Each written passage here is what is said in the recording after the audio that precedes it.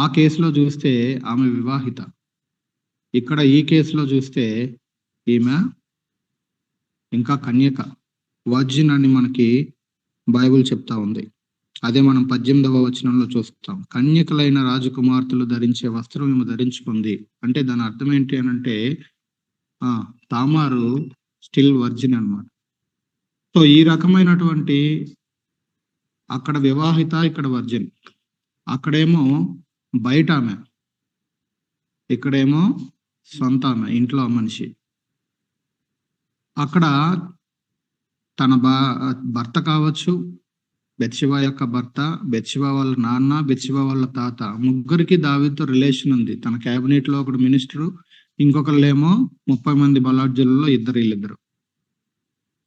అది అక్కడున్న రిలేషన్. ఇక్కడున్న రిలేషన్ ఏంటి? సొంత పిన్ని కూతురు, చెల్లి. ఇది రిలేషన్ ఇక్కడ. అంటే చూడండి, వాస్తవంగా అయితే ఈ అమ్నోను అనేవాడు కింగ్ అయితే నెక్స్ట్ డేవిడ్ తర్వాత అతనే ఉంది లైన్లో. డేవిడ్ తర్వాత రాజు అయితే ఈ రాజుకి ఎన్ని రకాల సౌలభ్యాలు ఉంటాయి ఒక రకంగా ఆలోచిస్తే? తన వివాహం ఆడచ్చు, అవునా? తనకు కూడా భార్యలు కలుగుతారు, తనకు కూడా ఈ విధమైనటువంటి అవకాశం ఉంది. కానీ ఈ లస్ట్ అనేది మనిషిని ఎంత భయంకరంగా పాడు చేస్తుంది అనంటే, వాడు ఏం చేయాలి అనంటే, ఈ చూపు ముందు ఎక్కడ మొదలైంది? ఇది ప్రాబ్లమ్ చూపులో ఉందా లేకపోతే హృదయంలో ఉందా? అది. సో ప్రాబ్లం హృదయం బాగుంటే ఒకవేళ దిశములతో కళ్ళ ముందు నిలబడినా కూడా వీడు రియాక్ట్ అవ్వడు. ఎందుకనంటే వీడు హృదయం క్లియర్గా ఉంది. ఒక మిషనరీ బయోగ్రఫీ, జిమ్మిలియట్ కాదు, ఐఎమ్ సారీ, ఆయన పేరు మర్చిపోయారు. ఆ మిషనరీ బయోగ్రఫీ వీడియో కూడా ఉంది యూట్యూబ్లో, పేరు గుర్తొస్తే మళ్ళీ చెప్తా. ఆ బయోగ్రఫీలో ఆయన ఒక తెగ మధ్యలోకి వెళ్ళి ఆయన పరిచర్య చేస్తూ ఉన్నప్పుడు ఆయన అటు తిరిగి ఉంటాడు. సడన్ గా అక్కడ ఉన్నటువంటి ఒక స్త్రీ వచ్చి కంప్లీట్ గా వివస్త్ర అయిపోయి తన ముందు నుంచి ఉంటుంది.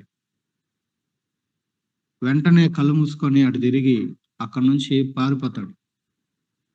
అంత ఆషమాషి విషయమేం కాదు అది. అయితే ఇక్కడ మ్యాటర్ ఏంటంటే చూపు కాదు, ఇక్కడ మ్యాటర్ ఏంటంటే హార్ట్, హృదయం. కాబట్టి ఇక్కడ అక్కడ 11వ అధ్యాయంలో దావీదు సమస్య హృదయమే, చూపు కాదు.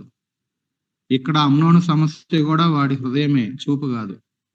హృదయం సరైనదైతే కళ్ళ ముందుకి ఏదొచ్చినా సరే దానికి స్పందించే విధానము కంప్లీట్ డిఫరెంట్గా ఉంటుంది. వీడు హృదయం సరిగ్గా లేదు కాబట్టి చూపు చెడిపోయింది. చెల్లి వరుసయ్య ఆమెనే తప్పుడు చూపుతో చూస్తూ ఉన్నాడు. అంత మాత్రమే కాదు, 2వ వచనంలో చూస్తే ఆమె కన్యక అయినందున ఏం చేయాలన్నా కుదరలు, చేయవలనన్న దుర్లభము అని అమ్నోను గ్రహించి స్టిల్ ఆమె వర్జిన్ అని ఇంకా చెంత ఎక్కువైపోయిందంటే వీడి దౌర్భాగ్యుడు చూడండి, ఇంకా చింత ఎక్కువైపోయిందంట. అంతేకాదు, అక్కడ ఇంకొక మాట కూడా ఉంది, చిక్కిపోయాను. ఈ రకమైనటువంటి పాపము ఏం చేస్తుంది అంటే చింతాక్రాంతుడయ్యేలాగా, చిక్కిపోయేలాగా చేస్తుంది. ఇది చాలా భయంకరమైంది. అమ్నోనుకు ఒక ఫ్రెండ్ ఉన్నాడు. వాడు ఎవడంటే దావీదు వాళ్ళ పెదనాన్న కొడుకు. ఓకే, దావీదు యొక్క సహోదరుడు. ఎందుకంటే డేవిడ్ ఫ్యామిలీలో డేవిడే లాస్ట్ అన్నదమ్ముల్లో. దావీదు సహోదరుడు అంటే ఖచ్చితంగా అతని అన్న, దావీదు యొక్క అన్న కొడుకు.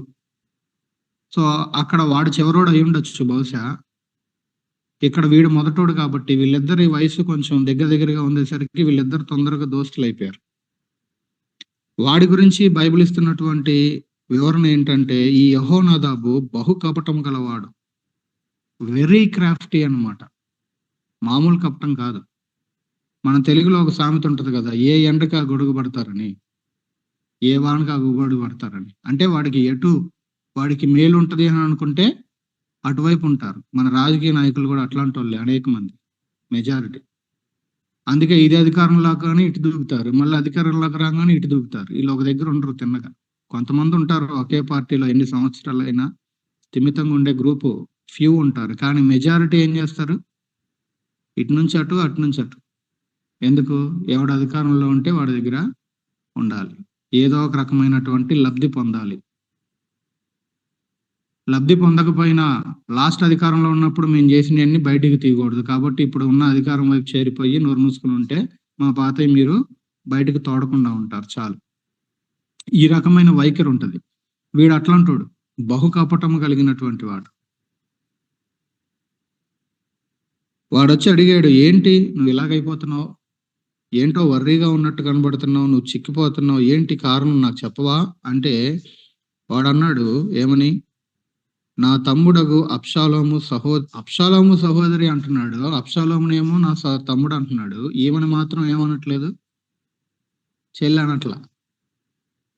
అంటే అది చూడండి ఎంత భయంకరమైందో. ఈమెను మాత్రం చెల్లని పిలవట్లేదు. వేరే ఉద్దేశం ఉంది, వేరే కోరిక ఉంది. ఈ లస్ట్ అనేది మనిషిని ఎంత దిగజారుస్తుంది అని అంటే, మనిషిని ఏ రకమైనటువంటి నీచమైన పనులు చేయటానికి పురుకొల్పుతుంది అని అంటే చాలా భయంకరం. రెగ్యులర్గా న్యూస్ చూసే వాళ్ళకి తెలుస్తుంది. ఎవరితోనో సంబంధాన్ని కలిగి ఉండి భర్తను చంపేసిన కేసులు ఈ దినాల్లో ఎక్కువ వినబడతా ఉన్నాయి న్యూస్లో. ఈ రిలేషన్స్ని బట్టి సొంత పిల్లల్ని చంపేస్తున్న పరిస్థితులు.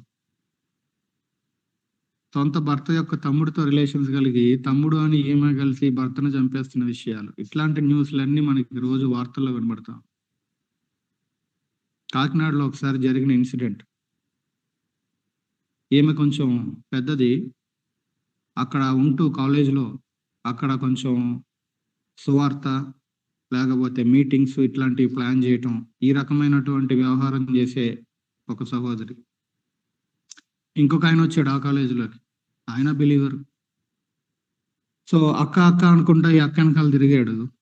ఇద్దరు కలిసి ఏదో ఆ మీటింగ్ ఈ మీటింగ్ అని బైబిల్ స్టడీస్ అని ఇది అదనే చేశారు కాకినాడలో ఆ కాలేజీలో. చివరికి ఒక రోజు చూస్తే ఈ అక్క తమ్ముడు ఇద్దరు లేరు. ఏమయ్యారు? ఇద్దరు కలిసి లేచిపోయారు. ఇప్పుడు ఆ కాలేజీలో రెండోవాడు ఎవడన్నా వెళ్ళి యేసు ప్రభు పేరెత్తితే ఏం జరుగుద్ది? చాలా చాలేవా, మేము చాలా చూసాం. ఎవరు ఇల్లు? అర్థమవుతుందా? ఇలాంటివి చాలా ఉన్నాయి, ఒకటి రెండు కాదు. Even with in our fellowship కొన్ని ఇన్సిడెంట్లు జరిగినాయి అట్లాంటివి. ఎక్కడ చర్చిలో వాళ్ళ పేర్లు అవన్నీ చెప్పను. With in our church in the fellowship ఇట్లాంటివి జరిగినాయి. ఈ రకంగా హెచ్చరిస్తున్నా, ఈ రకంగా అనేకమైన విషయాలను ముందుగానే వార్న్ చేస్తున్నా సరే రహస్యంగా చేయాలి అనుకున్నవి చేసేవాళ్ళు లేకపోలేదు. జాగ్రత్తగా ఉండాలి. అందుకనే ఎప్పుడు క్లియర్గా చెప్పేది ఏంటంటే, ఆడపిల్లలు మగపిల్లలతో కమ్యూనికేట్ చేయటానికి వీల్లేదు. ఏదైనా ఇన్ఫర్మేషన్ కావాలంటే ఫ్యామిలీస్ ద్వారా, పెద్దవాళ్ళ ద్వారా కమ్యూనికేట్ చేయండి. నెంబర్లు ట్రాన్స్ఫర్ చేసుకోవటాలు, ఒకరికొకరు డైరెక్ట్గా మాట్లాడుకోవటాలు, ఈయన వెళ్ళి ఆమెను డ్రాప్ చేయడాలు. అందుకే ఎప్పుడన్నా ఎవరన్నా వెళ్తుంటే వెళ్ళమంటాం, నడిచి వెళ్ళమంటాం. మగపిల్లల్ని డ్రాప్ చేయడానికి పంపించం. అందుకే అవన్నీ అవసరం లేదు. మరీ అట్లా ఉండాలా అని అన్నోళ్ళు ఉన్నారు నాతో. ఎన్నో జరిగినాయి కాబట్టే అట్లా సీరియస్గా ఆ విషయాల్లో ఉండేది. అందుకే ఒకసారి ఎక్కడికో మీటింగ్కి వెళ్ళి ఒక చెల్లిని, ఆమెని వాళ్ళ ఇంటి రోడ్డు చివరి వదిలేం. అక్కడ నుంచి ఆమె నడుచుకుని పోవచ్చు, వాళ్ళ ఇల్లు దగ్గరే. ఆమెను వదిలేసి చర్చికి వస్తా ఉంటే పక్కన బండిలో ఉన్న తమ్ముడు అంటాడు, కొంచెం అక్కడ దాకా వెళ్ళి వదిలేస్తే బాగుంటుంది కదన్నా. ఆమెను ఎక్కడ వదలాలో నాకు తెలుసు. ఆమె గురించి వర్రీ నీకు అవసరం లేదు.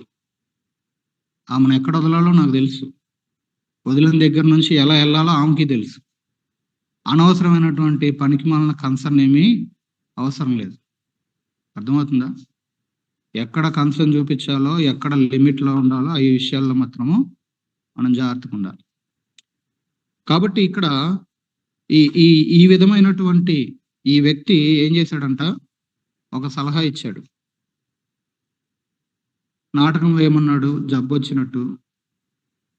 సరే వీడు కూడా నటించడం మొదలుపెట్టాడు.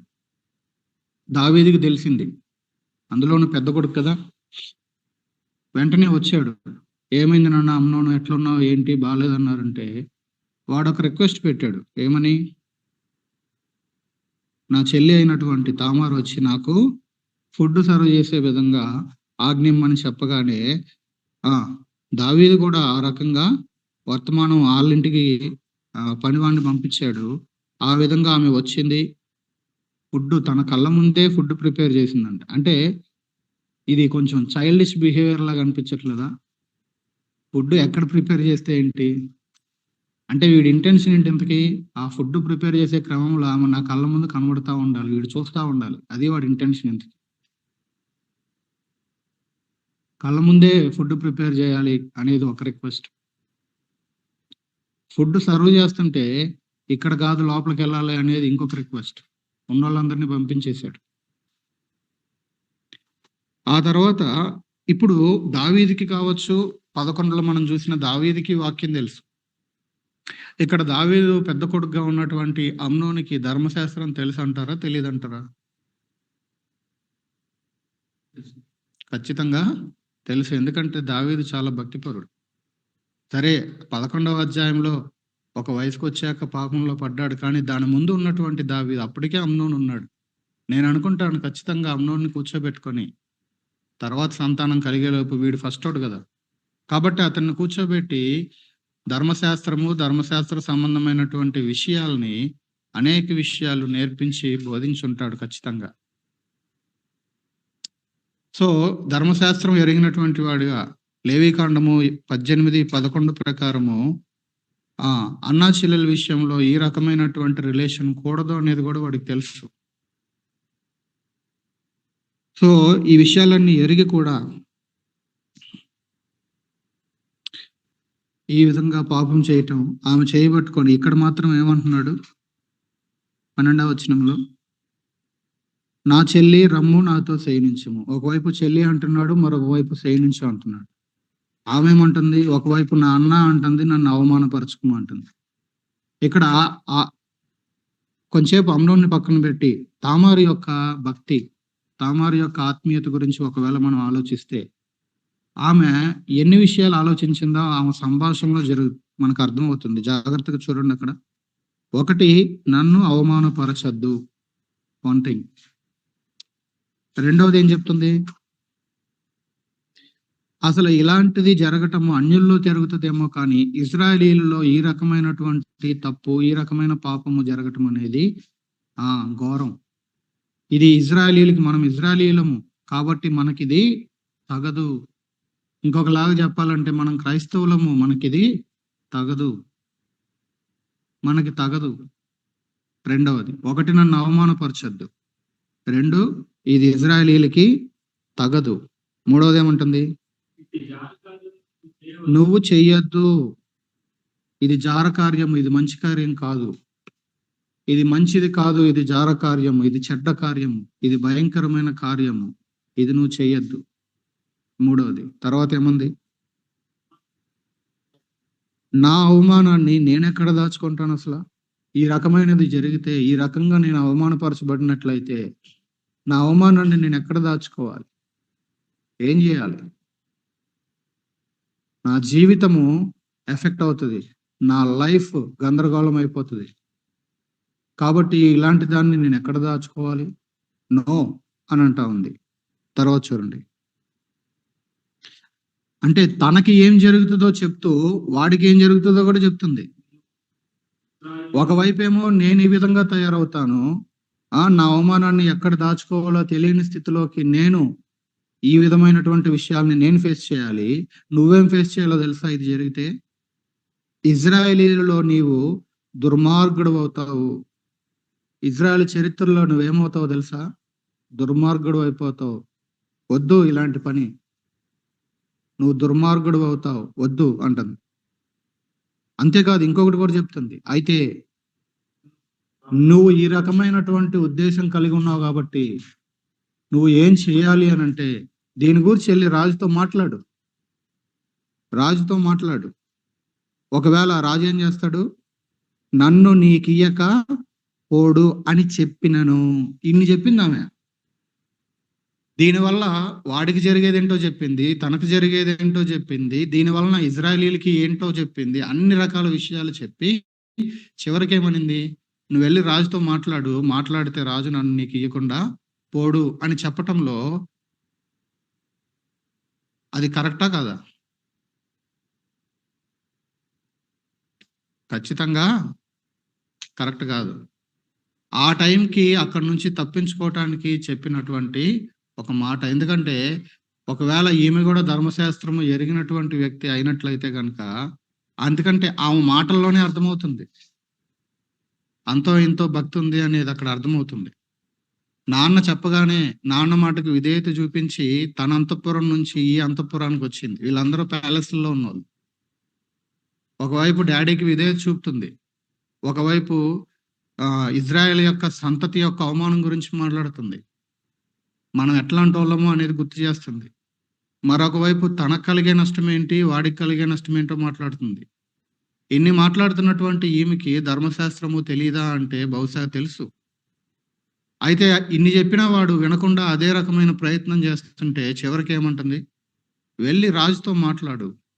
రాజు నన్ను నీకియ్యకుండా పోడు. ముందు ఇక్కడి నుంచి నేను ఈ ప్లేస్ నుంచి బయటపడాలి. తర్వాత సంగతి తర్వాత" అని ఈ రకంగా చెప్పినప్పటికీ, అంటే అక్కడున్నటువంటి సిట్యుయేషన్ నుంచి ఎస్కేప్ అవ్వటానికి. ఇన్ని చెప్పినా సరే, ఇంత చెప్పినను ఆ మాట చూడండి. చెప్పినను అతడు ఆమె మాట వినలేదు. మన జీవితంలో గూడా పాపము యొక్క భయంకరత్వము ఎట్లాంటిది అనంటే, దానికున్నటువంటి పవర్ ఆఫ్ సిన్ ఎంత బలమైనది అనంటే, దేవుడు ఎవరో ఒకరి ద్వారా, ఏదో ఒక మార్గము ద్వారా, ఇదిగో దీని వలన దేవుని నామానికి ఈ విధంగా అవమానము. దీని వలన నీకు ఇది నష్టము. దీని వలన అవతల వాళ్ళకి ఈ నష్టము. అని అనేకమైన విషయాలను ఆయా రీతిలుగా దేవుడు ఎక్స్‌ప్లెయిన్ చేస్తున్నప్పటికీ చెప్పినను మాట వినకపోవటం అనేది పాపమునకున్నటువంటి దాని చేత మరలు కొల్పబడుతున్నటువంటి వాడికి ఉండేటువంటి ఒక స్వభావం. పాపము యొక్క భయంకరత్వము అనేటువంటి ఒక బుక్ ఉంది. అది యాక్చువల్లీ ఇంగ్లీష్ బుక్. దాన్ని తెలుగులో ట్రాన్స్‌లేట్ చేశారు. అది చదవాలి బిలీవర్స్ అందరూ. అంటే దాని పవర్ ఎట్లా ఉంటది? దాని ప్యాటర్న్ ఎట్లాగుంటది? అది ఒక వ్యక్తి మీద ఏ విధంగా అటాక్ చేస్తది? ఏ విధంగా లాక్కుపోతది? పాపము యొక్క భయంకరత్వం ఏంటసలు? అది మనం ఎరగాలి.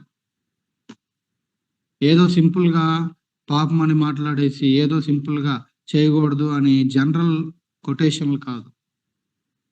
దాని పవర్ ఏంటి? దాని ప్లాన్ ఎట్లా ఉంటది? దాని స్ట్రాటజీస్ ఎట్లా ఉంటాయి? సిన్ ఎంత భయంకరమైంది? అవన్నీ మనము ఎరిగిన వారంగా ఉండాలి. సో, మన పోరాటము దేనితో అనంటే వ్యక్తులతో కాదు. మన పోరాటము వ్యక్తులతో కాదు. మన పోరాటము ఈవెన్ అపవాదితో కూడా కాదు. మన పోరాటం మన పాపంతో. ఎందుకంటే ఏ మనిషి కూడా సాతానుని బట్టి నరకానికి వెళ్ళడు. ఏ మనిషి అయినా సరే వాడి సొంత పాపాన్ని బట్టి నరకానికెళ్తాడు. దాన్ని బట్టి మనం అర్థం చేసుకోవాల్సింది ఏంటంటే, సాతానుతో కంటే ఎక్కువగా మనం పోరాడాల్సింది పాపంతో. అదే మనం హెబ్రీ గ్రంథంలో చూస్తాం 10వ అధ్యాయంలో. మీరింకా రక్తము కారునంతగా పాపమును ఎదిరింపలేదు అంటాడు. ఏదో ఎదిరిస్తున్నాం. కానీ ఏ స్థాయిలో ఎదిరించట్లేదు అంటే, రక్తము కారేంతగా, అంటే ఆ విధముగా పాపమును ఎదిరించి అంత భయంకరంగా దాంతో కొట్లాడట్లేదు మీరు.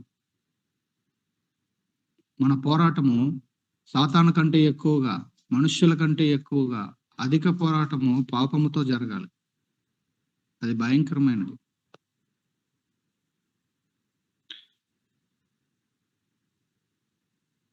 సో, ఇన్ని విషయాలు చెప్పినా సరే వాడు వినలేదు. వాడు వినకుండా వాడు చేయవలసిందేదో చేశాడు. చేసిన తర్వాత చూడండి 15వ వచనం ఎలాగుందో. అమ్నోను ఇలాగు చేసిన తర్వాత, ఇప్పుడు దాకానేమో మోహము కలిగిన వాడు, ప్రేమ అనే పేరు పెట్టినటువంటి ఇప్పుడేం జరిగింది? అత్యధికమైన ద్వేషము పుట్టి, అది వరకు ఆమెను ప్రేమించినంత కంటే అతడు మరి ఎక్కువగా, ఇంతకు ముందేమో ప్రేమ అని పేరు పెట్టారు. అది ప్రేమ కాదు, మోహం. దాంతో రగిలిపోయాడు వీడు. ఇప్పుడు దేంతో రగిలిపోతున్నాడు? అత్యధికమైన ద్వేషము. ఇది జరిగిన తర్వాత కళ్ళ ముందు తామారు కనబడుతుంటే వాడికి ఏం కనబడుతుంది? వాడి తప్పు వాడికి కనబడుతుంది. కాబట్టి ఇమ్మీడియట్ గా నువ్వు నా కళ్ళ ముందు నుంచి వెళ్ళిపో అవతలకి అంటే ఈమె వెళ్ళట్లా. ఎందుకు వెళ్ళట్లేదు? రీజన్ ఉంది. 22వ అధ్యాయం చూడండి. నిర్గమాకాండం 22.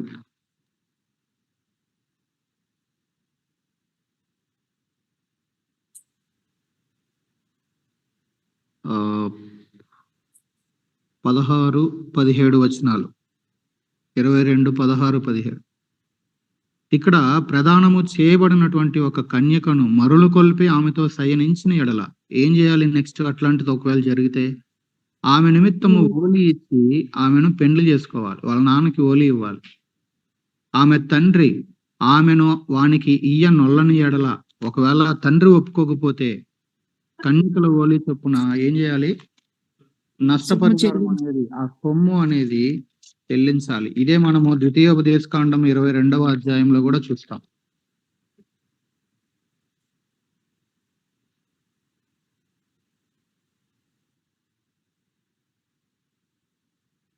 సో ఇక్కడ చేయాల్సింది అది. కానీ ఇక్కడ ఆ విధమైనటువంటి కార్యక్రమం ఏమి జరిగినట్లుగా మనకి కనబడట్లా. అంటే ఆ రకమైనటువంటి ఇనిషియేట్ తీసుకున్నట్లుగా కూడా మనకేమీ కనబడట్లేదు.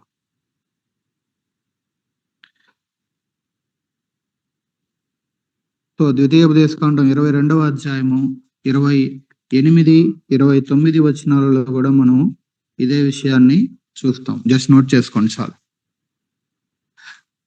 కాబట్టి ఇది జరగాలి. ధర్మశాస్త్రం ఎరిగినది బహుశా, కాబట్టి ఈమె అక్కడి నుంచి వెళ్లకుండా అక్కడే ఉంటుంది. వీడేమంటున్నాడు? నువ్వు పో నా కళ్ళ ముందు నుంచి. నువ్వు కళ్ళ ముందు కనబడితే నేను చేసిందే నాకు కనబడతా ఉంది. నా తప్పు నా కళ్ళ ముందు సజీవంగా తిరుగుతున్నట్లుగా ఉంది. నువ్వు పోతావా లేదా నా కళ్ళ ముందు నుంచి అంటే ఏం పోవట్లా. సో వాడు ఏం చేశాడు? ఇంతకీ వాడి దగ్గర ఉన్నటువంటి పని వాళ్ళని పిలిపించాడు. ఈమెను బయటికి తోసేసి గొడ్లం పెట్టండి అంటే వాళ్ళు వచ్చారు. బయటికి తోసేసి డోర్ వేసి గొడ్లం పెట్టేశారు. ఈమె బయటకు వచ్చి ఈమె స్పందన ఎట్లాగుంది? నన్ను ఈ విధంగా చేశారు అని. ఆమె ధరించుకున్నటువంటి వస్త్రము ఎట్లాంటిది అంటే కన్యకలైనటువంటి రాజకుమార్తెలు, అందులోనూ రాజకుమార్తెలైనటువంటి కన్యకలు వాళ్ళు ధరించేటువంటి డ్రెస్ ఆమె ధరించుకుని ఉంది. కాబట్టి ఆ యొక్క చీరని ఆమె తీసేసి తల మీద బుగ్గి పోసుకొని, ఆ బూడిద పోసుకొని ఏడ్చుకుంటూ పరిగెత్తుకుంటా ఎక్కడికి వెళ్ళిందో తెలుసా? అన్న దగ్గరికి వెళ్ళింది. ఇప్పుడు నా ప్రశ్న ఏంటంటే, నాన్న దగ్గరికి ఎందుకు వెళ్ళా? పంపించింది నాన్నే కదా. అమ్మ మీ అన్న దగ్గరికి వెళ్ళు, మీ అన్నకు బాగాలేదు, కొంచెం వాడి దగ్గరికి వెళ్ళి కొంచెం బాగోగులు చూసిరా అని చెప్పి సమాచారం పంపించి ఆమెను అక్కడికి పంపించింది నాన్నే కదా. ఇప్పుడు తన లైఫ్ లో ఇలాంటి భయంకరమైన ఒక ఇన్సిడెంట్ జరిగింది. పరిగెత్తుకుంటా అలాంటి సిచ్యువేషన్ లో ఎక్కడికి వెళ్ళాలి? నాన్న దగ్గరికి ఎందుకు వెళ్ళాలి? త్వరగా చెప్పండి. ఏదో ఒకటి ఊహించండి. ఎందుకు వెళ్ళలేదు బహుశా?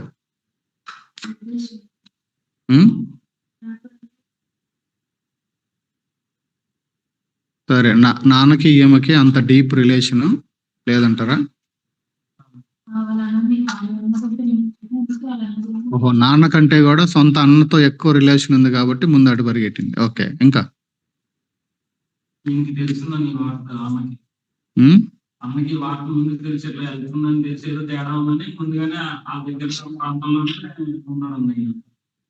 అలాగేం లేదుగా అక్కడ వాక్యంలో. సరే,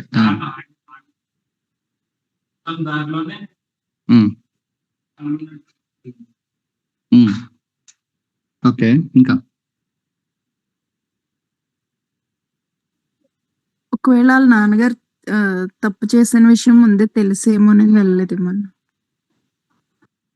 ఓకే,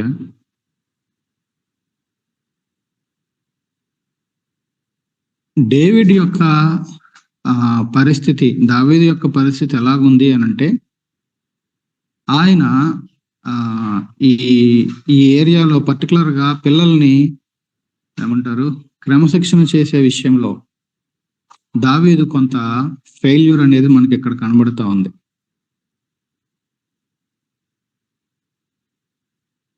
అదొకటి మనకి క్లియర్ గా కనబడతా ఉంది.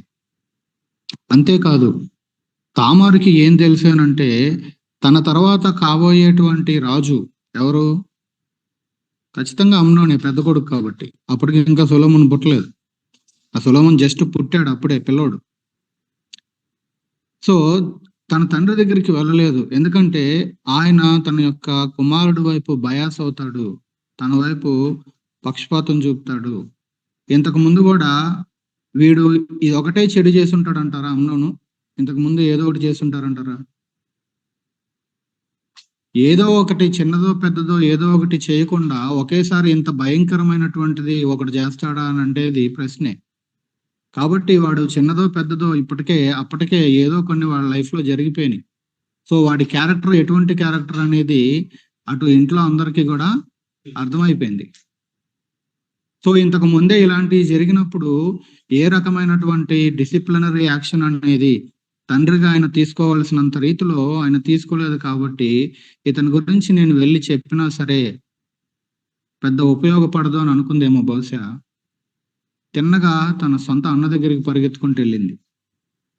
ఈ అన్న చెప్పిన మాటలు కూడా కొంచెం విడ్డూరంగానే ఉంటాయి. ఏమంటున్నాడు?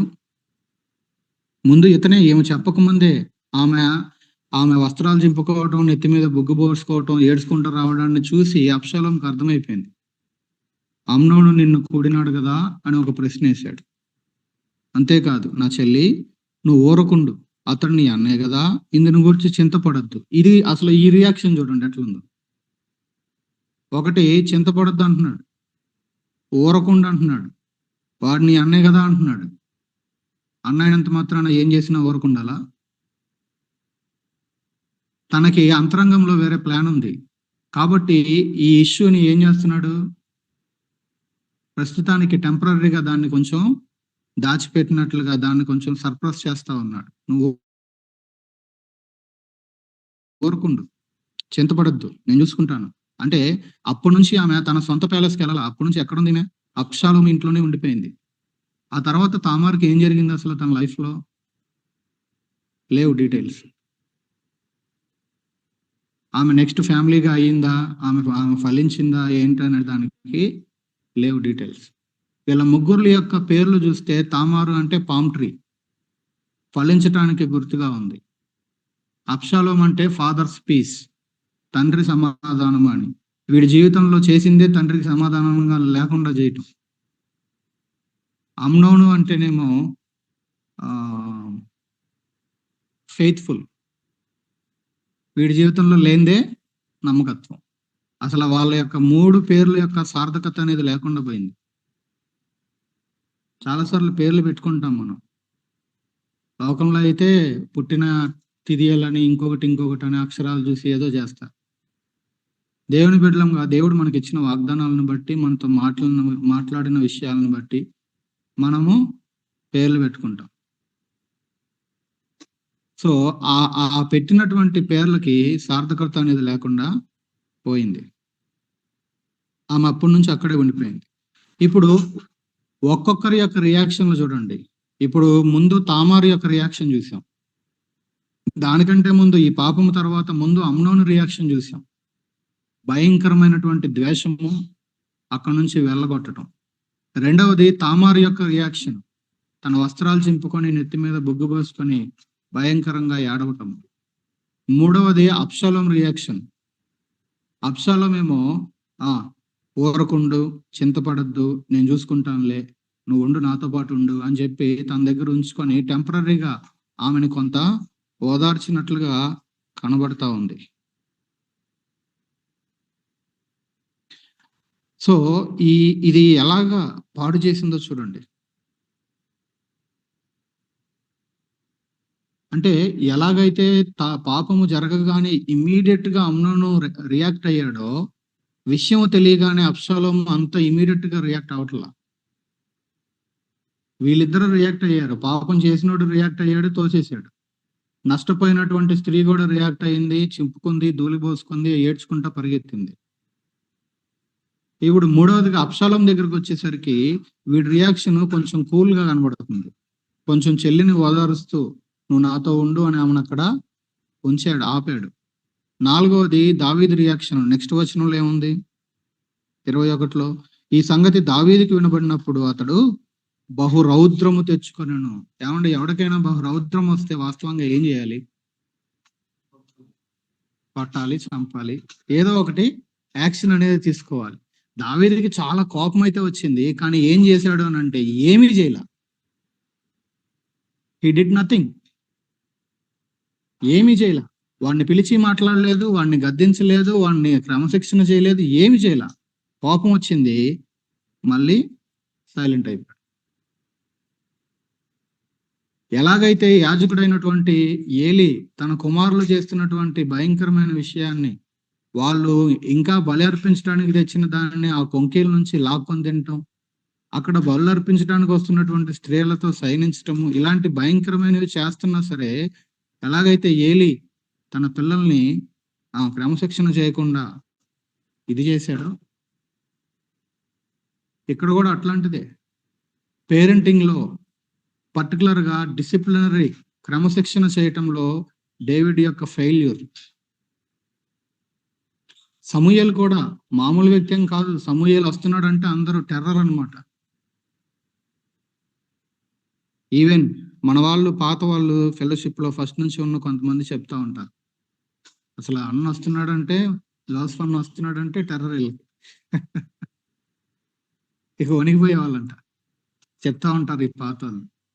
ఇప్పుడున్న అన్న కాదు అన్న, అప్పుడు అన్న అయితే మాకు అసలు వణికిపోయే వాళ్ళం. ఇప్పుడు అందరూ ఇక ఆ వయసు పెరిగే కొద్దీ, ఆ ప్రేమ పెరిగే కొద్దీ, ఆ ప్రేమని కొంచెం అదేదో లోపంలాగా చూసి కొంచెం ఎట్లా పడితే అట్లా వ్యవహరిస్తున్నారు. మా టైంలో అయితే మేము వణికిపోయే వాళ్ళం అని చెప్తుంటారు కొంతమంది పాత వాళ్ళు. ఈవెన్ నాకు తెలిసిన ఫస్ట్ లో ఉన్న అన్నకి ఇప్పుడున్న అన్నకి కూడా డిఫరెన్స్ నేను గమనించాను. వయసు పెరిగే కొద్దీ, ఆత్మీయత పెరిగే కొద్దీ మెల్లిగా అవన్నీ పోయి ప్రేమ ఇంకా అదేమైపోయింది, చాలా మందికి అలుసు అయిపోయింది, చులకన అయిపోయింది. ఏముందిలే మన అన్నేగా అన్నట్లుగా అయిపోయింది. శామ్యూయల్ వస్తుంటే అందరూ గడగడ గడగడ వణికిపోయేవాళ్ళు.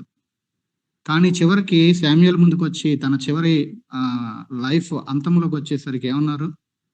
నీ కొడుకులు నీలాంటి వాళ్ళు కాదు అని వాళ్ళే సాక్ష్యం చెప్పారు. నీ తర్వాత నీ కొడుకులు నీలాంటి వాళ్ళు కాదు శామ్యూయల్, ఇక మేము ఏం చేయాలి? ఉన్నది ఉన్నట్టు మనం మాట్లాడాలి.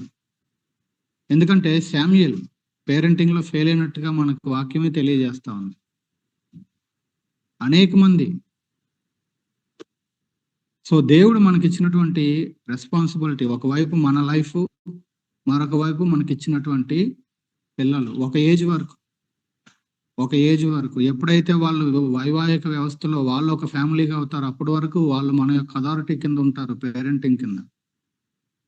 ఆ టైం వరకు కూడా ఎవరిది రెస్పాన్సిబిలిటీ? Very very important. ఈ రోజుల్లో ఏమైపోతుందనంటే వైవాహిక వ్యవస్థలో వాళ్ళకు కుటుంబం కాకముందే వాళ్ళ నిర్ణయాలు వాళ్ళే తీసుకోవాలి అనేటువంటి జీవితాన్ని చేతుల్లోకి తీసుకునే ప్రయత్నం వల్లనే అనేకమైన డ్యామేజ్లు జరుగుతూ ఉన్నాయి.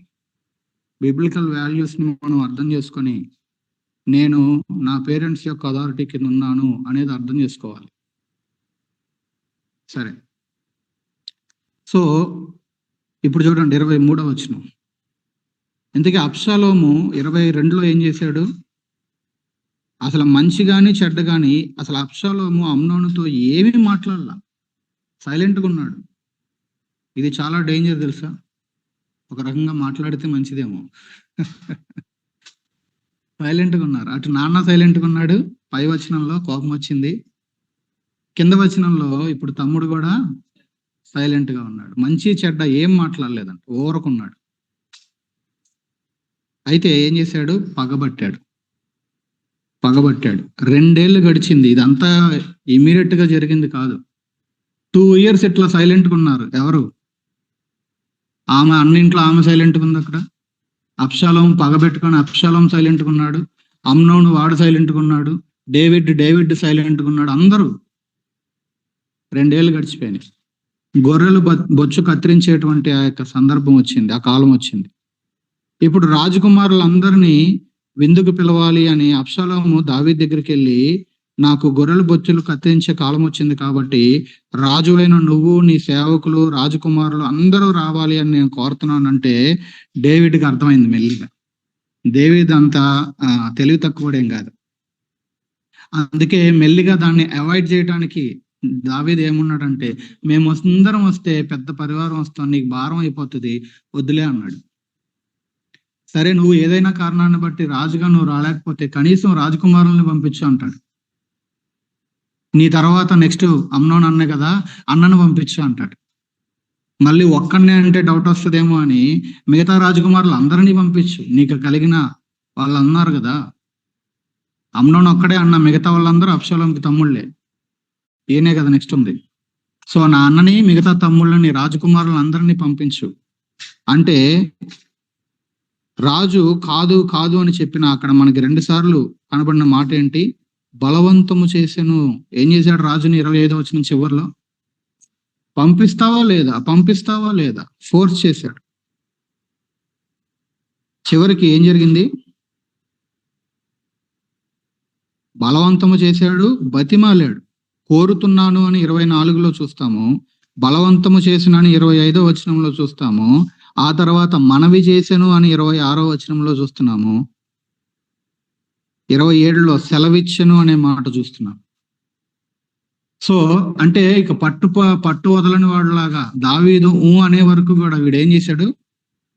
బలవంతం చేస్తానే వచ్చాడు. నువ్వన్నా రావాలి, వాళ్ళన్నా పంపించాలి. నువ్వు ఒప్పుకుంటావా లేదా? చివరికి దావీదు సెలవిచ్చాడు. సో వాళ్ళందరూ వచ్చారు, అమ్నోను కూడా వచ్చాడు.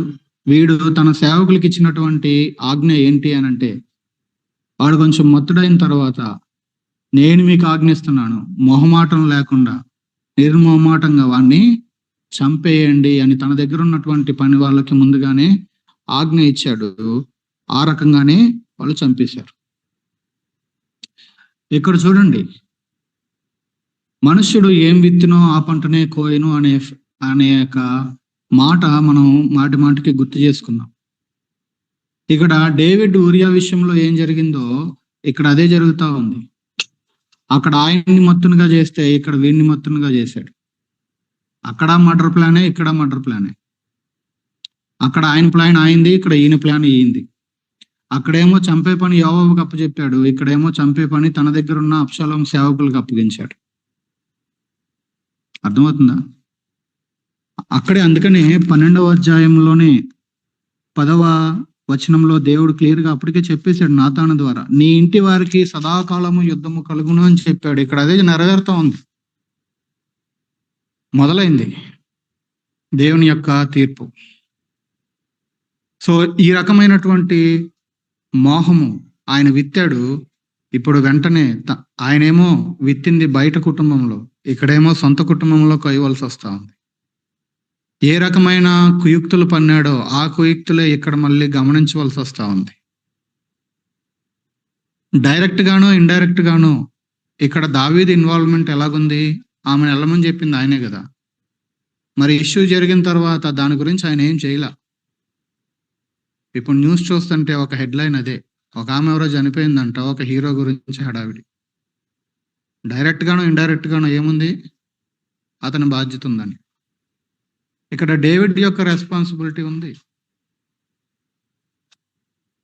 ఇక్కడ ఈ కోరిక కోరటంలో అబ్షాలోము యొక్క మరొక ఇంటెన్షన్ ఏంటంటే, దీంట్లో దావీదును కూడా ఇంక్లూడ్ చేయాలి. మరి అప్పుడు నువ్వు అందులో కలిసి ఉన్నావు కదా, ఈమెను వెళ్ళమని చెప్పేటువంటి పనిలో. సో ఇక్కడ ఈ ప్లాన్ లో నిన్ను కూడా నేను ఇంక్లూడ్ చేయాలి. అబ్షాలోము ఏమి తక్కువడు కాదు. డేవిడ్ ని తన యొక్క కుయుక్తిలో డైరెక్ట్ గానో ఇండైరెక్ట్ గానో ఆయన కూడా పార్ట్ చేయాలి అనేది అబ్షాలోము యొక్క ప్లాన్. సో ఆయన్ని కూడా కలుపుకున్నాడు. ఆయన చెప్తేనే కదా ఆ రోజు ఆమె వెళ్ళింది, ఆయన చెప్తేనే కదా ఇప్పుడు అమ్నోను మిగతా వాళ్ళందరూ వెళ్ళింది. వచ్చారు, చనిపోయారు. సో ఎవడో ఒక గాలి వార్త పుట్టించాడు, ఏంటంటే రాజకుమారులు అందరూ చచ్చిపోయారు అని. ఈయన బోరుమని ఏడవటం మొదలు పెట్టాడు. ఈలోపు 32వ వచనం చూడండి. బోరుమని ఏడుస్తూ వస్త్రాలు చింపుకుంటే దావీదు సేవకులు తన దగ్గర నుంచుని ఉన్నారు, వాళ్ళు కూడా వస్త్రాలు చింపుకొని. ఈలోపు యెహోనాదాబు వచ్చాడు. వీడు వాస్తవంగా ఎవరండి? ఇందాకే చదివాం కదా, దావీదు వాళ్ళ అన్న కొడుకు, అందులోను అమ్నోనికి చాలా మంచి దోస్త్ అన్నమాట. ఆ పనికిమాలిన సలహా ఇచ్చింది వీడే అసలు.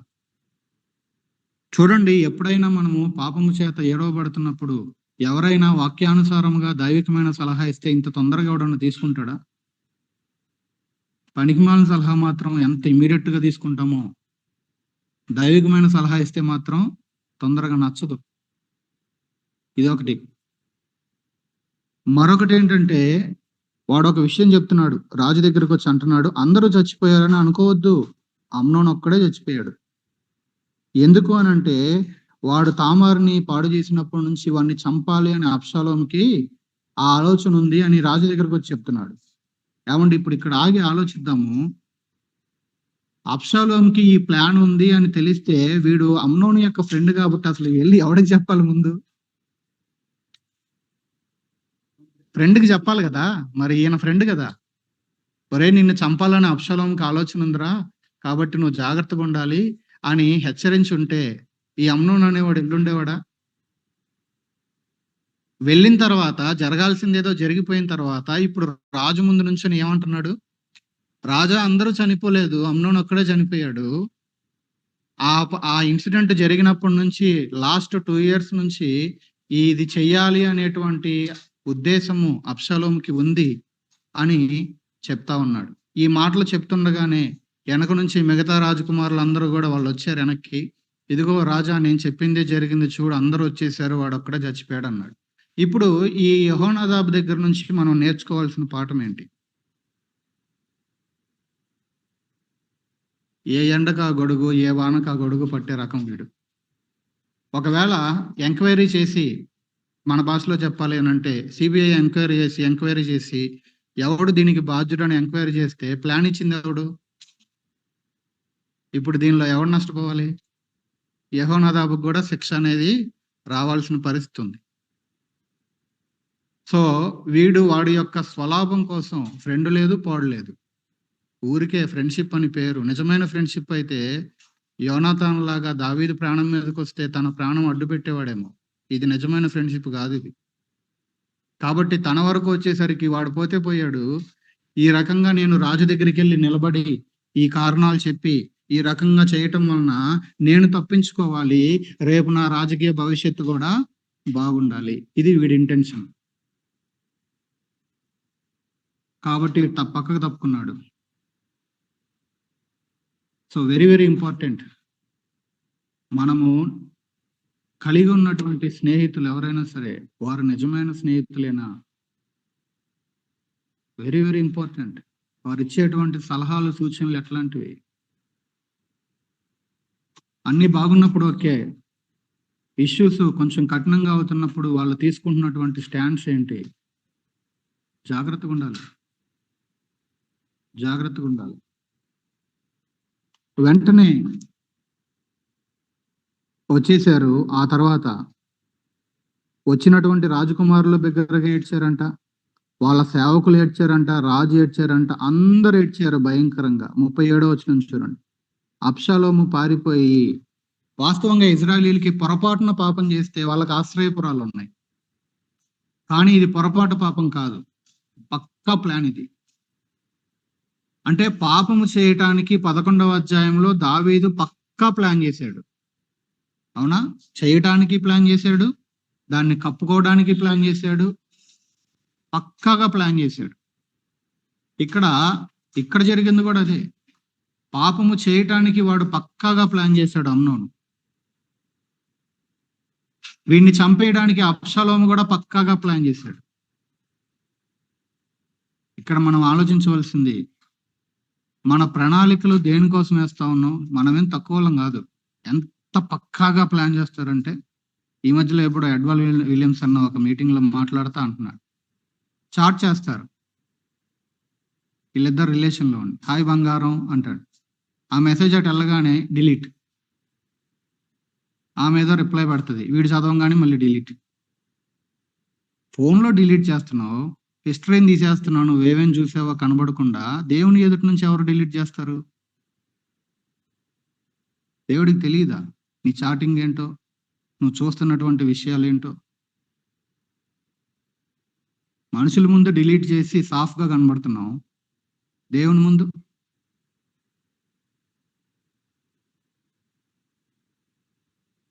సరే ఇక్కడికి వచ్చేయండి, అయిపోయింది.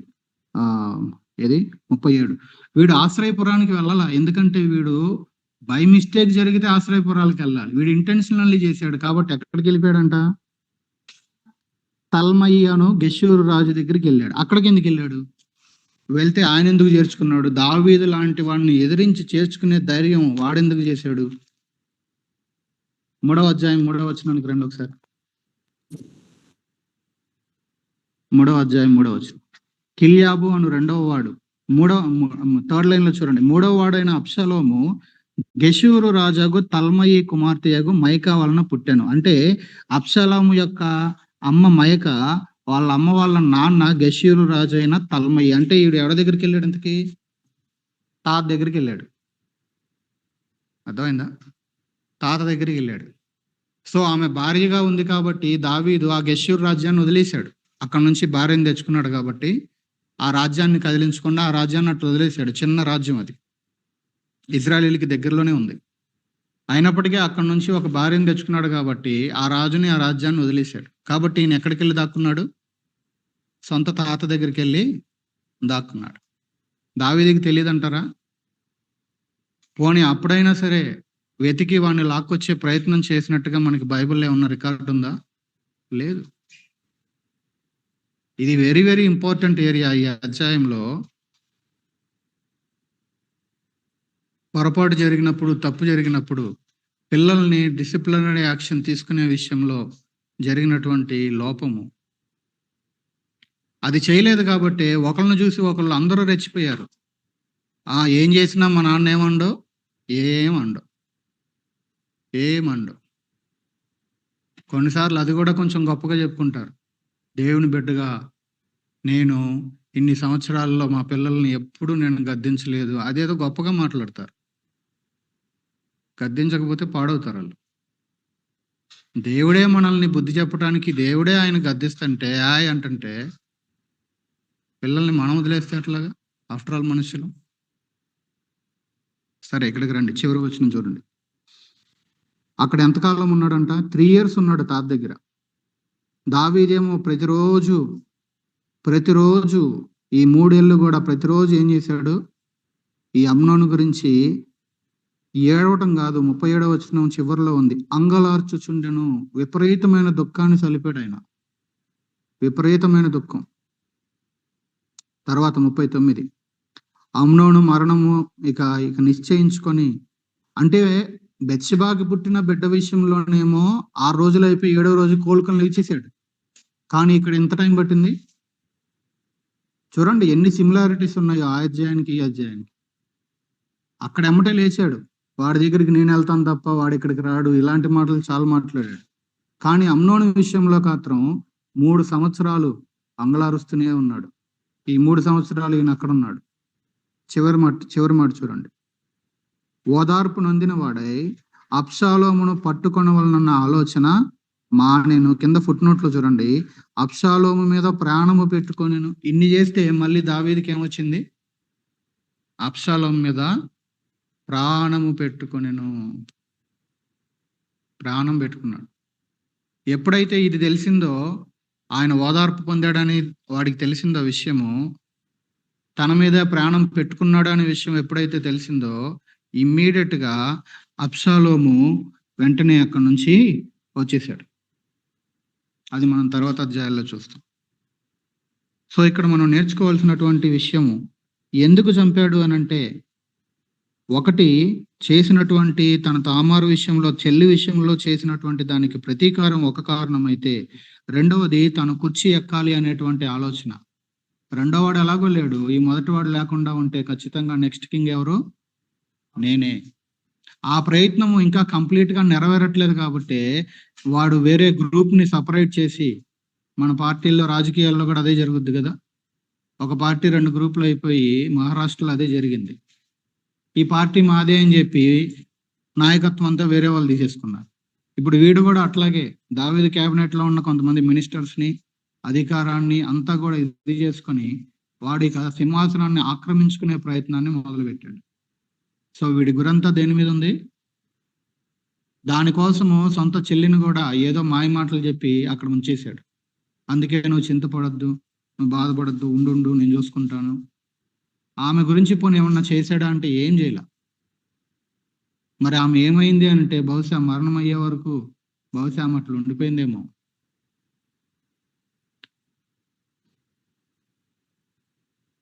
సో ఈ విషయాల్ని మనము గమనించుదాం, నేర్చుకుందాం.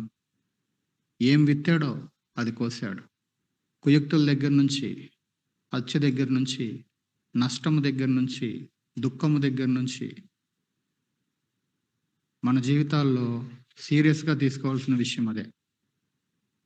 ఏం విత్తుతున్నామో ప్రార్థన చేసుకుందాం. ప్రార్థన చేసుకుందాం. ప్రార్థన చేసుకుందాం. రండి అందరం ప్రార్థన చేద్దాం. మందిరంలో వాళ్ళు కానీ, ఆన్లైన్లో వాళ్ళు కానీ మీరున్న చోటే దయచేసి దేవుని వాక్యపు వెలుగులో పరీక్షించుకుందాం. ప్రార్థన చేసుకుందాం. ప్రభువా, ఈ రకమైన వేషధారణలు, కపటాలు మాకొద్దయ్యా.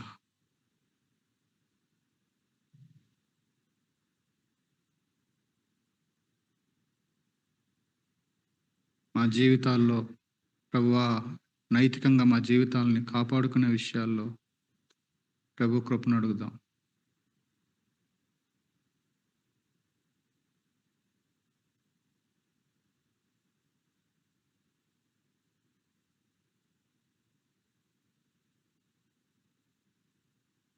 ఫ్యామిలీలో రిలేషన్స్, వాల్యూస్, పేరెంటింగ్, క్రమశిక్షణ,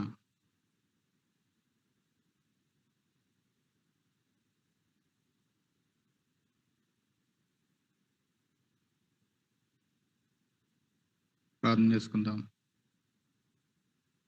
యెహోనాదాబులాగా ఎటు మనకి మేలుంటే ఆ వైపు స్టాండ్ తీసుకునేటువంటి అలాంటి భయంకరమైన వైఖరి ఉందేమో ఆలోచిస్తూ ఆ విధంగా వద్దు అని సమర్పించుకుందాం.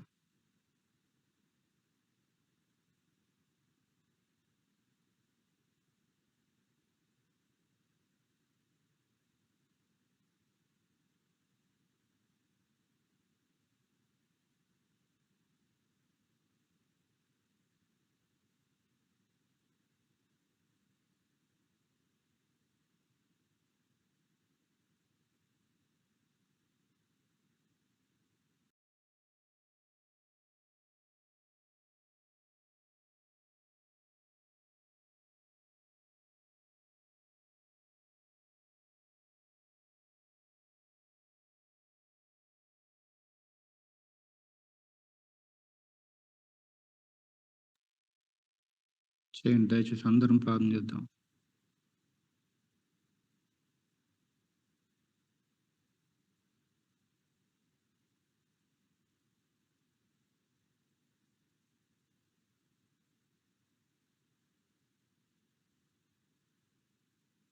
పాపం చేయటానికి రిలేషన్స్ వాడుకున్నారు. క్రమశిక్షణ చేయకుండా ఉండటానికి రిలేషన్స్ వాడుకున్నారు. చివరికి వెళ్ళి దాక్కోవడానికి కూడా రిలేషన్స్ వాడుకున్నారు.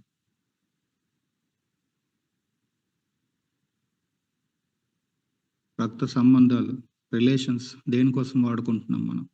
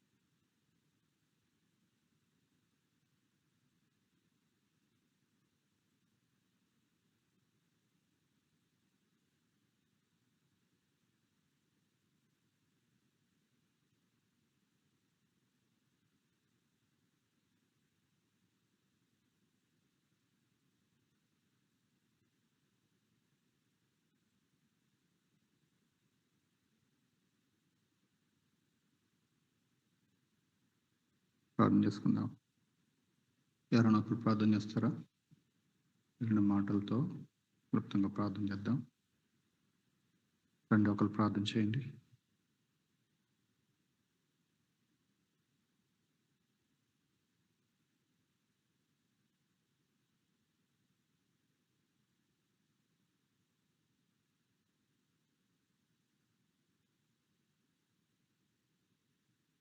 పరిశుద్ధుల ప్రభువును ప్రభువా, ఆయన నామాలు దేవా తండ్రి, మీ వాక్యం ద్వారా ప్రభా మాతో మాట్లాడిన విషయాలను బట్టి ప్రభా మీ పాసింటికి వస్తున్నాం తండ్రి. ఆయన ఆయన తండ్రి ఆ ముందు ఉంచిన ప్రభా ఈ యొక్క భక్తుల జీవితాలు ప్రభా అయ్యా ఆయన మీరేది విత్తుతారో అది కోస్తారని ప్రభా మీరు చెప్తున్న మాటలు ఆయన మేము చూస్తా ఉన్నాం ప్రభా. అయ్యా వారి జీవితాల్లో ప్రభా ఆయన ఆయన ఎంత ప్రభా ఎట్లా విత్తినారో అదే విధంగా ప్రభా పంట కోస్తున్న ప్రభా పాపంను ప్రభా ఎట్లా కోస్తా ఉన్నారో ప్రభా చూస్తా ఉన్నాం తండ్రి. అయ్యా మీ భక్తుల ద్వారా ప్రభా సమయాల ద్వారా ప్రభా మీరు చెప్పిన విధంగా ఆయన తండ్రి కుటుంబంలో ప్రభా యుద్ధములు ఆయన స్టార్ట్ అవుతా ఉన్నాయి ప్రభా దేవా తండ్రి. పాపం ద్వారా ప్రభా ఏ విధంగా ఆయన తండ్రి మొదట ఎంతో ప్రేమగా కనబడింది ప్రభా. అయ్యా అత్యధికమైన ద్వేషం పుట్టించినట్లుగా ప్రభా పాపం చేసిన విధానం ఆయన మీ పాసం ఎందుకు వస్తా ఉన్నాం ప్రభా. అయ్యా ప్రేమగా కనబడినది ప్రభా అత్యధికమైన దేశం పుట్టించినట్టుగా పాపం చేస్తుందని ప్రభా చెప్తా ఉన్నారు. ఆయన కృప చూపండి ప్రభా. పాపంతో ఆయన దురాశలతో నాయన శరీరాశలతో ప్రభా అయ్యా నాయన పోరాటానికి ప్రభా నాయన అయ్యా మీరు చెప్పినట్లుగా ప్రభా రక్తం కారినట్టుగా ప్రభా అంతగా ఆయన పాపంతో పోరాడడానికి కృప చూపండి. ఆయన సహాయం చేయండి.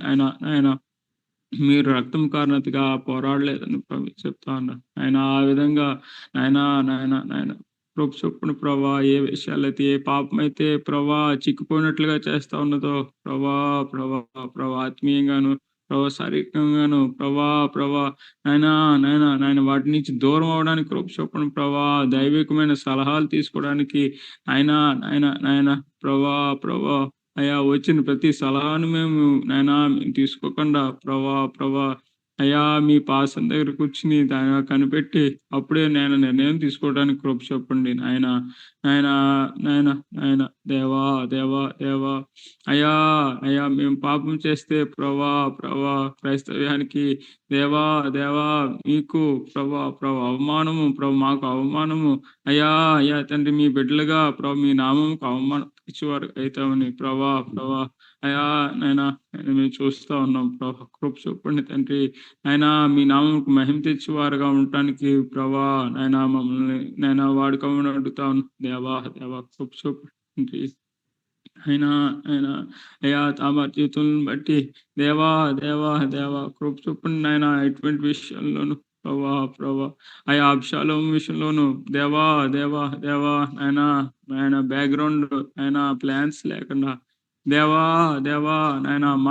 మాటలు లేవు నాయన ప్రభా సైలెన్స్ లోనే ప్రభా అన్ని సీక్రెట్ గానే చేస్తా ఉన్నారు ప్రభా ఆయన ఆ విధంగా కాక అయ్యా మాట్లాడి మంచి చెడు ప్రభా మీ దగ్గర పెద్దల దగ్గర అయ్యా ఆయన మాట్లాడి వాటి గురించి ఆయన సరి చేసిపడడానికి కృప చూపండి తండ్రి. మీ పాసందులోకి వచ్చి దేవా సరి చేయబడడానికి కృప చూపండి ప్రభా. అయ్యా లోపల ఉన్న పగలను తీసివేయండి ఆయన మీ పాసందులో ప్రభా సమాధాన పడటానికి దేవా సమాధానం పడటానికి కృప చూపండి ప్రభా.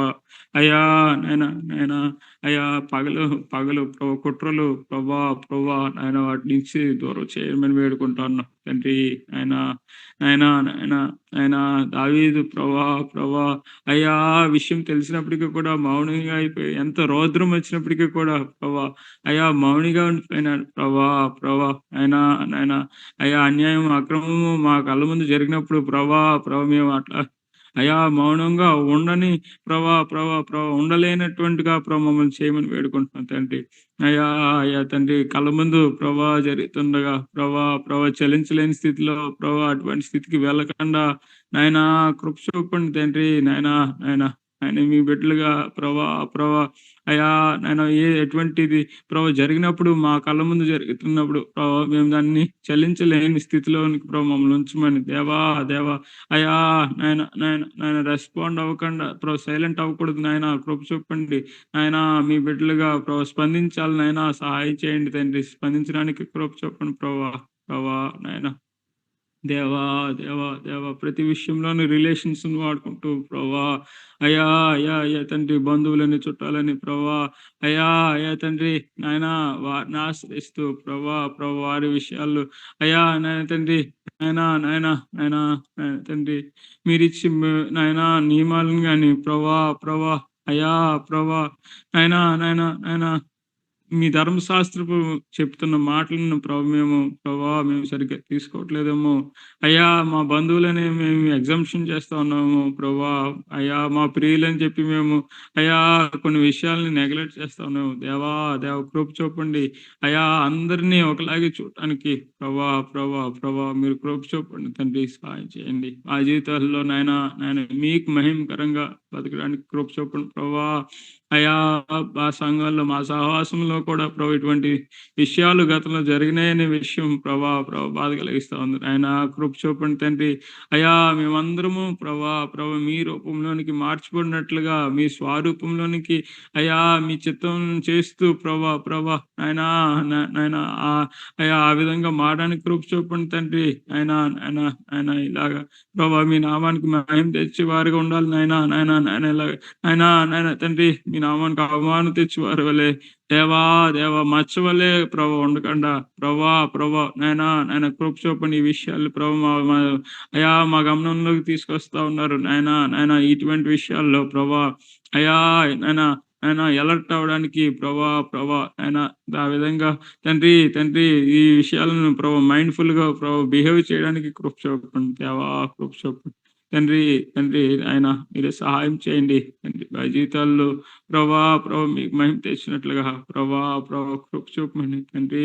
ఇటువంటి విషయాల్లో ఎవరైతే నాయన స్ట్రగుల్ అయితే ఉన్నారో నాయన మీరు గైడెన్స్ దయచేయండి మీరు కృప చూపి దేవా నడిపించమని వేడుకుంటా ఉన్నాం అయ్యా. సొంత కుమారులను కోల్పోయినట్టుగా దావీదు నాయన తండ్రి అయ్యా పాపం వల్ల నాయన అయ్యా పాపం జరిగిందన్నప్పుడు మౌనంగానే కుమారుడు చనిపోయిన తెలిసిన తర్వాత కూడా మౌనంగానే ఉండిపోయినాడు అంగలారుస్తూ అయ్యా అంగలార్పు మాత్రమే మిగిలింది నాయన కృప చూపండి దేవా. తన జ్యేష్ఠ కుమారుని కోల్పోయాడు దేవా కృప చూపండి తండ్రి. ఆయన ఇటువంటి విషయాల్లో ఈ పేరెంటింగ్ విషయాల గురించి మీరు చెప్తా ఉన్నారు దేవా. ఈ విషయాలన్నిటినీ తండ్రి మా హృదయాల్లో పెట్టుకుని మీకు అయ్యా తండ్రి పేరెంటింగ్ విషయాల్లో కూడా బిడ్డలు ఆయన అయ్యా తండ్రి దైవికమైన భయంతో ఆయన కౌన్సిలింగ్ చేస్తూ పెంచడానికి అయ్యా మా సంఘ బిడ్డలందరినీ మీరు అయ్యా తల్లిదండ్రులందరినీ మీరు బలపరచమని కోరుతా ఉన్నాం తండ్రి. నా తల్లిదండ్రులను కూడా బలపరచమని వేడుకుంటా ఉన్నాం దేవా. అయ్యా నాయన మీకు అయ్యా ఒక యోధులుగా యవనులు అయ్యా తండ్రి బలవంతుని చేతులను బాణం వలన వారని మీరు చెప్తా ఉన్నారు సరైన పేరెంటింగ్ చేయడానికి వాళ్ళని అయ్యా మీ పనులకు ఉపయోగపడే వారిగా చేయడానికి నాయన తండ్రి పేరెంటింగ్ చేయడానికి కృప చూపమని ప్రార్థిస్తాం దేవా. అయినా ఈ విషయాలన్నీ మా హృదయాలు పెట్టుకుని నైనా వీటి నుంచి తొలగిపోకుండా కుడికి కానీ ఎడమ కానీ తప్పకపోకుండా మీ వాక్య ద్వారా నడుచుకోవడానికి కృప చూపమని ప్రార్థిస్తూ దేవా మా జీవితాలను మీరే అయినా మీకు మహిమకరంగా మార్చుకోవాలని కోరుతూ యేసుక్రీస్తు వారి పరిశుద్ధ నామములో ప్రార్థిస్తున్నాం మా ప్రియ పరలోకపు తండ్రి. ఆమేన్.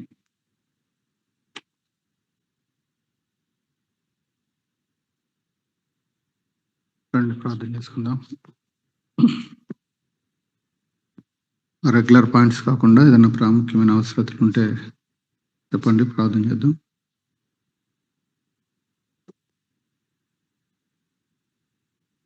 చెప్పండి. మందిరంలో వాళ్ళు కానీ, ఆన్‌లైన్‌లో వాళ్ళు కానీ. నానమ్మ కొంచెం హీల్ అయింది. అయితే ఏమీ తినలేకపోతున్నారు.